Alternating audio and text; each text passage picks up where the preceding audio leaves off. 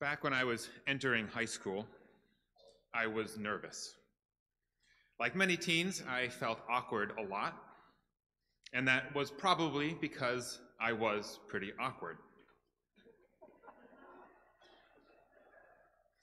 My friends and I spent our free time reading, playing board games, talking philosophy, even at one point creating an alien society complete with our own unique language. Suffice to say, we didn't spend a lot of our time going to school dances, listening to top 40 music, talking to girls wasn't really our thing, or doing whatever else the cool kids were doing. It was before being nerdy was hip, or quirky, or interesting.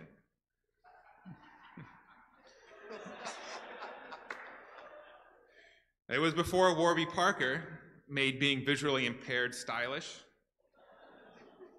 and before braces could be subtle or accessorized. I was nervous about high school because it seemed like a memo had gone out to everyone else about how to dress, how to be, how to talk, and somehow I and all my friends had not gotten it. I don't regret the person that I was. I still like board games and still play them. But it wasn't easy always missing the memo of cool. I often felt like I had been left behind, like others knew something I didn't. And that sometimes meant that I felt small in comparison, easy to look past or be taken no notice of. Now, I was fortunate, unlike some of my friends, to never really have been bullied for being one of those nerd kids. But I do have memories of feeling invisible, or being condescended to, or taken for granted of. I had friends who were certainly treated poorly. I have memories of them being lifted up and deposited unceremoniously into garbage cans. And it often felt like there wasn't much that I, as a quiet, nerdy, awkward kid, could do to be taken seriously or to get any respect. Nerds were synonymous with being weak and being pushovers. It shouldn't be surprising that I did not enjoy these feelings of being powerless. And as I started high school, I began trying to find some way of changing that. I wanted to be able to assert myself as someone who wasn't just a quiet, nice guy who could be walked over. So I started exploring things that I could do. And eventually, I signed up for something that I thought would shift the perception of who I was, change me from being a vulnerable, pushover person to someone who was tough and strong and had to be taken seriously. I signed up for the high school wrestling team. Now, I should be clear from the start that this team was not very good at wrestling. I was never a great wrestler, even though I ended up doing this for 4 years, even though I became a varsity captain, and I didn't even like it most of the time. It was too intense, it was too brutal. I hated cutting weight, I was always thin, and I hated the idea of competing, and it gave me so much anxiety that I still get stressed just thinking about it today. But there were good side effects too. Unless you really didn't know better, you didn't pick on people from the wrestling team. They were strong, they were trained in a degree of physical violence, and they were close-knit enough to have each other's backs. It wasn't that the team was cool either. Most of the people on it were not. Many were misfits who just wanted a place they could be and could be by just signing up. Some wanted or needed to be tough for much more serious reasons than I did and signed up for that reason. Others were rougher kids. Others were fellow nerds like myself. One went to MIT, the other became a doctor. What wrestling gave all of us was an identity.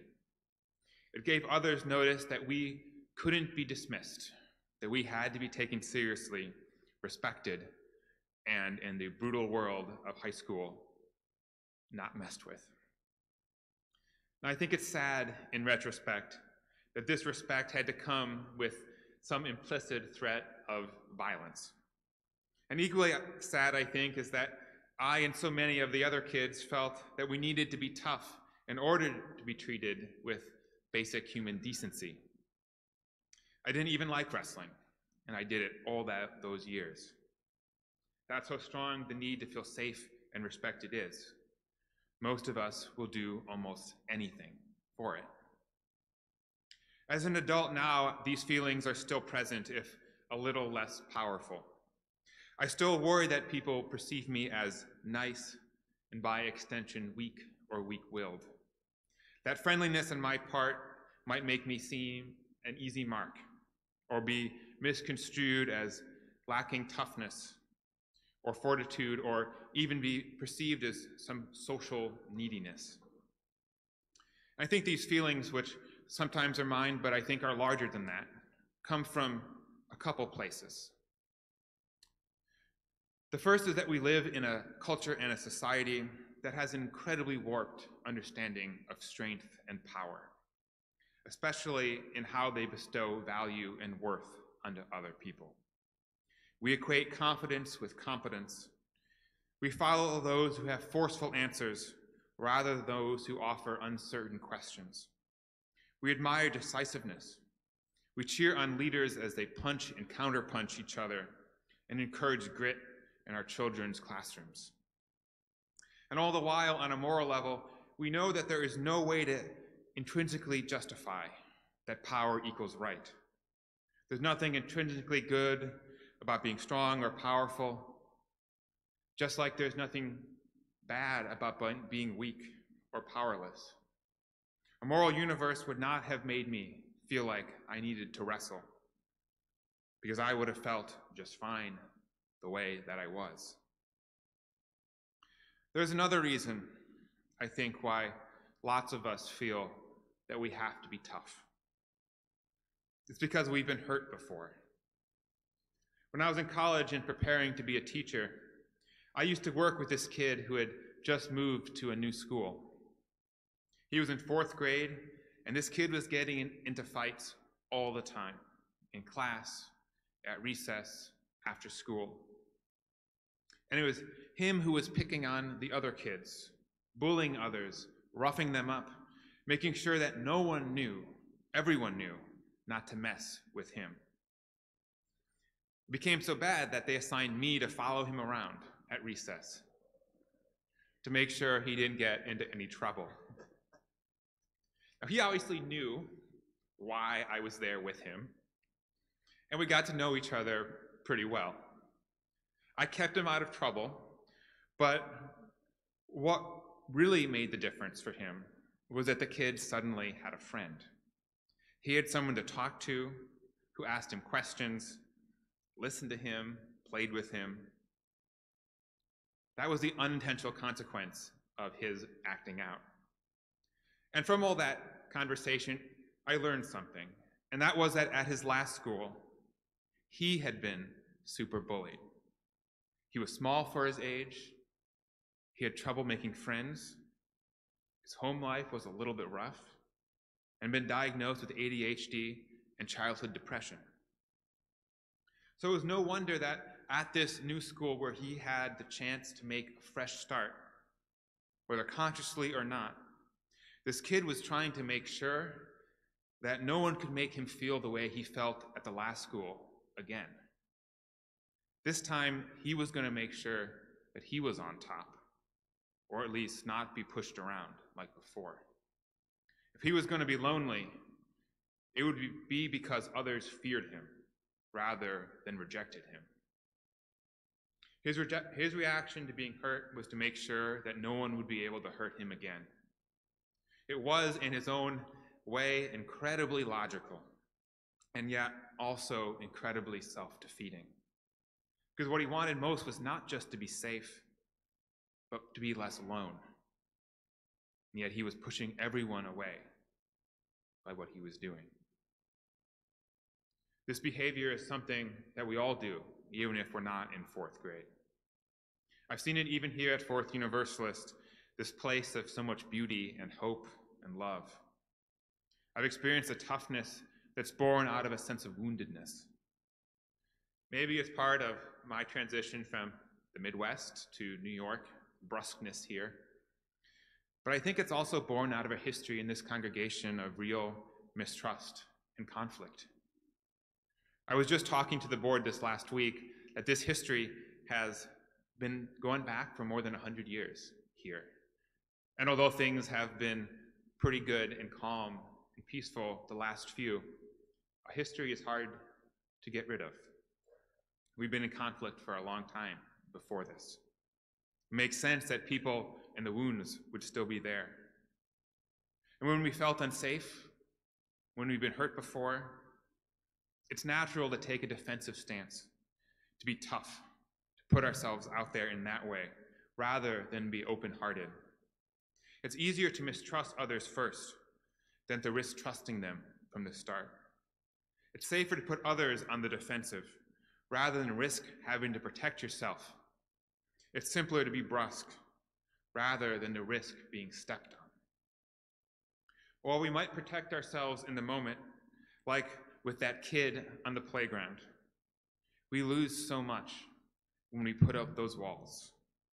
We lose the chance to show our true selves, to share that with the world and be loved and embraced and cared for that real person that we are. What we have to realize is that there is another way of being. The choice is not between being tough or weak, formidable or vulnerable, between being the aggressor or the easy mark. I made that mistake when I was in high school, believing that I could be nice or be picked on. We don't have to join our wrestling teams. We don't have to be a jerk to each other or to kids on our playgrounds. I think it starts with a very simple but powerful shift in how we understand what being nice and kind and good is all about. We got a glimpse of it with our kids here today. It's about realizing that we can be both nice and strong at the same time. We can be nice and safe and formidable, no matter who we are. We can be that nice, awkward, sensitive kid or whatever without being a pushover. It's hard because we've been led to believe that people only respond to those who are tough and harsh and direct, bordering on meanness. That's the only way to get things done. It was one of the biggest life lessons that I had, and it happened early in my career, that I learned that this might not be true. I was tasked with one of my supervisors long ago at a congregation I was serving. She set me up by forcing me to talk to an older member of the congregation. That older member, and I was 23 at the time, so I was very young and new and inexperienced. The older member wanted something from me and from the congregation that we couldn't say yes to. And I was tasked with saying no. I knew it would upset them. I was nervous about being a target of their anger and their disapproval. This member could be a bully, and I wasn't used to being the bad guy, particularly with someone who would see me as old enough to be their grandchild. I was worried he wouldn't take me seriously and just walk all over. I remember talking to my supervisor about this, about how I could get this older man to listen to me. I felt like I needed to puff myself up, to make sure that I spoke in a stern voice, channeling my own dad and grandfather, to make sure he knew that I meant business, to project some air of strength and toughness, that he didn't think I was just some young greenhorn. I still remember my supervisor's words of advice, which were simple. It was this: you can say no to him and mean it and still smile. You can still say no, you can still be strong and still smile. He was telling me I could hold the line, do what must be done, without being someone I wasn't. That I could still be that person that I was, quiet, sensitive, I'd like to think kind, while still being true to what I needed to be, firm and strong and powerful. We aren't taught that this is possible, but it is. We can say no. We can be firm. We can even mistrust other people and still treat them with dignity and respect. This will take different forms for each one of us. We have to do the hard work to find out what it means for us to bring in that strength and power while still being true, to learn how to smile, to hold that line between being who we want to be, our highest values, the highest and best version of ourselves, while not sacrificing what we need to do. It means channeling a confidence in our own truth and right to live it. We have to look deep within ourselves. If we think of our interactions as always about power, who has it and who does not, we will always be worried about being powerless. The trick is to realize that power comes in many different forms, and it is not a zero-sum game. We have to learn that strength and kindness do not contradict. They complement. A no with a smile is not weakness, but actually strength. A sign of confidence in your heartfelt conviction of how things are and how things should be. You don't have to bully or posture or force. That kid I worked with, after a month or two of me working with him, began to learn that. He learned that he didn't have to be mean to be safe. And that conversation with that older member, that was rough. But it turned out for the best. He admired the fact that I wasn't willing to back down and that I was giving him the respect of having the conversation. We can have that strength without being mean. Others will treat us better for it and respect us more for it. And we ourselves, in the end, the most important thing, can be free of worry, free from pretending or posturing, to just be ourselves in whatever way that is. It lets us be enough. Let us try together. Amen. We'll go to NYC Books.